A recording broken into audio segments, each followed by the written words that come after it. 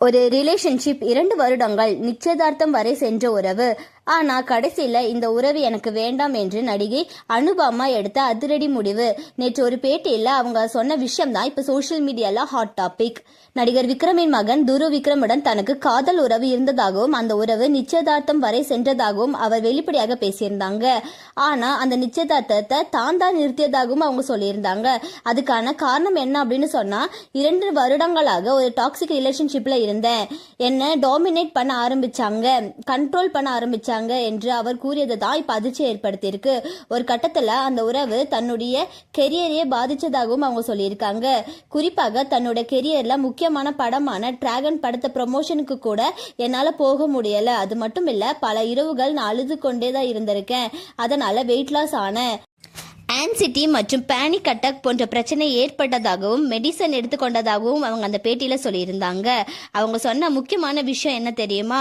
ஒரு ரிலேஷன்ஷிப் இருந்தா நம்ம ஹெல்த்தியா இருக்கணும், நம்மளோட வளர்ச்சி நடக்கணும். ஆனா எனக்கு எதுவுமே நடக்கல, அதனாலதான் நான் அந்த நிச்சயதார்த்தத்தை நிறுத்தினேன் அப்படின்னு சொல்லியிருக்காங்க. இப்போதான் இதை 2 விதமா பார்க்க முடியும். ஒரு பக்கம் ஒரு பெண் தன்னுடைய வாழ்க்கையில அமைதி இல்லாத ஒரு உறவில இருந்து வெளியே வந்திருக்காங்க என்றா அந்த உறவு தன்னுடைய தனிப்பட்ட உரிமை, தன்னுடைய வாழ்க்கை, மன நிம்மதி, எதிர்காலம் ஆகியவற்றை பாதுகாக்க அவங்க எடுத்த முடிவு தான் நம்பிக்கை அப்படின்னு சொல்லியிருக்காங்க. ஆனா இன்னொரு பக்கம் இந்த கதையில இன்னொரு நபரும் இருக்காங்க. அவருடைய பக்கம் என்ன நடந்தது, அவங்க ஏன் இந்த மாதிரி நடந்துகிட்டாங்க, அந்த உறவுல அவருடைய அனுபவம் என்ன, இது முழுமையா கேட்காம ஒரு பக்கத்தை மட்டும் வச்சு கேட்டு குற்றவாளி அப்படின்னு சொல்லி முடிவு பண்ண முடியாது. ஏன்னா இங்க நம்மிடம் இருப்பது ஒருவருடைய பார்வை மட்டும்தானே. அவங்க அழுந்து கொண்டே தன்னுடைய கஷ்டத்தை பகிர்ந்தாங்க. அந்த வலி உண்மையானதாக இருக்கலாம், அதே நேரத்துல இன்னொரு பக்கம் உண்மையும் நமக்கு தெரியணும் அப்படின்னு சொல்லிட்டு வராங்க. இந்த விவகாரம் தான் இப்ப சோசியல் மீடியால பெரிய விவாதமா மாறி இருக்கு. 2 வருட காதல், நிச்சயதார்த்தம் வரை சென்ற உறவு, அதன் பிறகு பிரிவு, இப்போது டாக்ஸிக் ரிலேஷன்ஷிப் என்ற வெளிப்படையான குற்றச்சாட்டு.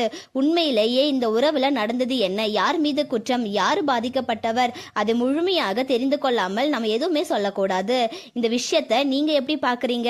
ஒரு பெண் தன்னுடைய மன நிம்மதிக்காக உறவையும் முடித்தது சரியா, அல்லது இரு தரப்பினருடைய கருத்தையும் கேட்ட பிறகுதான் ஒரு முடிவுக்கு வர வேண்டுமா?